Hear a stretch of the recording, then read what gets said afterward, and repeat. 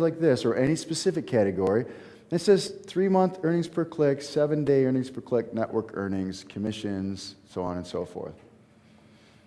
This is what I do. And John talked about this in his presentation. It's not specifically about CJ, but he told you guys you need to do this.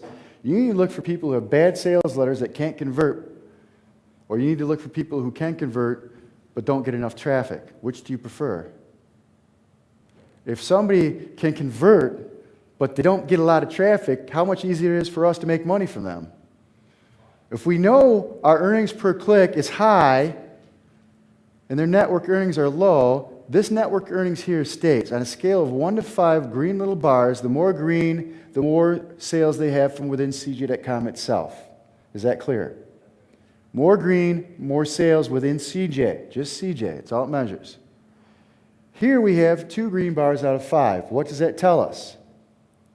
They don't sell a lot inside the CJ.com network, do they? Because if they did, this is relative to all the other advertisers. So relative to the other advertisers, I don't know if it's category specific, but relative to the other advertisers, this is our first screening method here. There's only 2 little green bars here, but holy cow! 3-month earnings per click, 110.36 per click. What does that just tell me?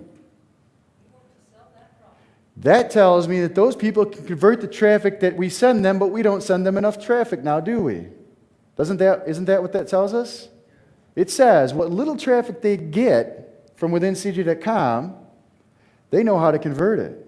Or they pay enough per sale that their earnings per click is really high. What do? That's our first screening tool. We find out if it's a market we're in, a market we want to enter, and then we apply to the program and figure out if we can make money with it. If we do think we can make money with it, that would be a place to go. You can click on this link up here, 3-month EPC in any category, and it will arrange them based upon the highest earnings per clicks at the top. So it makes it really easy. You can have 200 results per page when you're screening this stuff. So you can go in any category you want, say, show me 200 results in the consumer electronics category. All the advertisers are in there, show me 200 results on a single page. Click my 3-month EPC. What happens? The people with the highest EPC shoot to the top, so it makes my job easier. Network earnings is not affected. We're looking for EPC. So then we have to look down network earnings, and we're looking for opportunities. Boom, there's one right there, 110. It's one of the top ones there, but low sales. Here's another one. Boom, 2 bars, but $87 per click, EPC. And it's not per click, it's per impressions, but you get the point.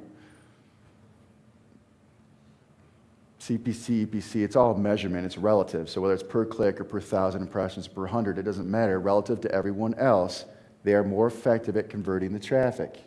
That's all that means. Do we need to go further on this? Is that clear? That's how we do it. Just because this person has a lot of traffic doesn't mean I won't send it to them. If this person has a lot of traffic, but he also got a high EPC, what would I do then? John taught you guys this.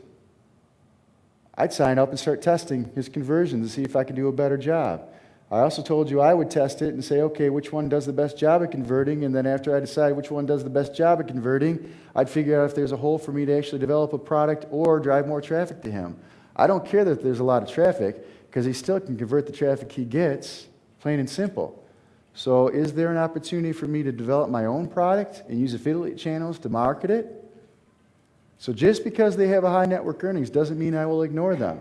But what I really like to see, people with high earnings or high EPCs, but low network earnings, because I know there's not a lot of competition in CJ itself. There could be competition outside of CJ. Is that clear? So just because they have high network earnings doesn't mean we also ignore them. It also means that we'll test them and see what we can do. Maybe we'll develop our own product. Because obviously, people like to promote it, right? And they do a good job at converting, so I can make some money to do my testing and get paid whether or not I should develop a product. Even if I said not to develop a product, I still know that they're doing a good job at converting, and I could probably apply that someplace else in my business. So, any questions on this? Sweepstakes, 64% conversion. You will never get 100% conversion on any option that you do. Some people read it and say they can't do it. Other people don't like to give their email, or the cookies are blocked and you couldn't measure the conversion. Is that clear to everyone? Anybody who tells you can get 100% on a substantial amount of traffic is exaggerating. You can't. I don't care what it is. 64%, I can live with that, especially when I never did anything to test it. And this is the new version. Absolutely free, no purchase necessary. Absolutely free, no purchase necessary before they give me their information. People paid $5,000. It doesn't really matter. These are the type of landing pages I use. I go into great detail in the DVDs that you have in your possession about why I do what I do. So what's interesting is I've been playing around with pictures. Sometimes the picture above works, sometimes below it works.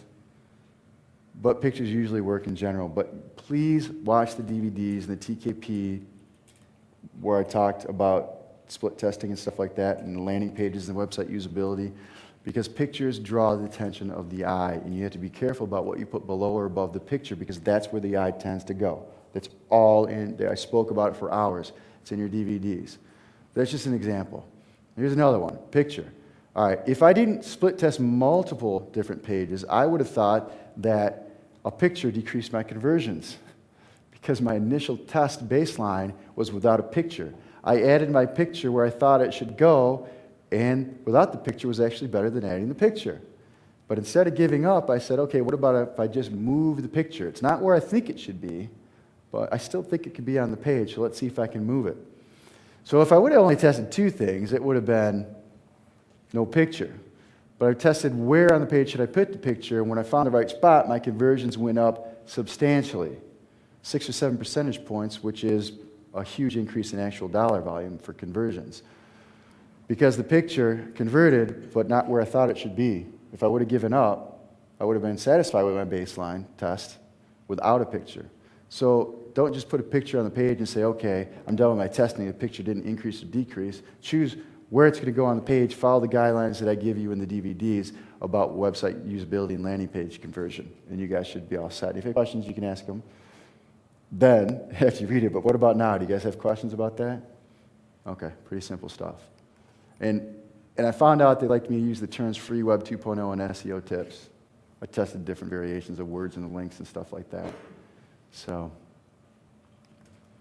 Underground Confessions, Web 2.0 landing page. This is my Underground Confessions MySpace blog that was shut down, so we never did anything with, but they let us rebuild it minus a couple of things, and we just walked away from it.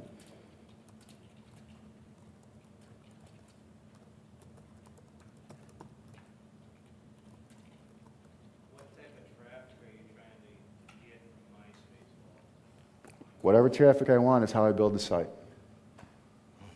Does that make sense? No. They've got groups dedicated to any topic that you want to belong to. You can start your own groups for any topic.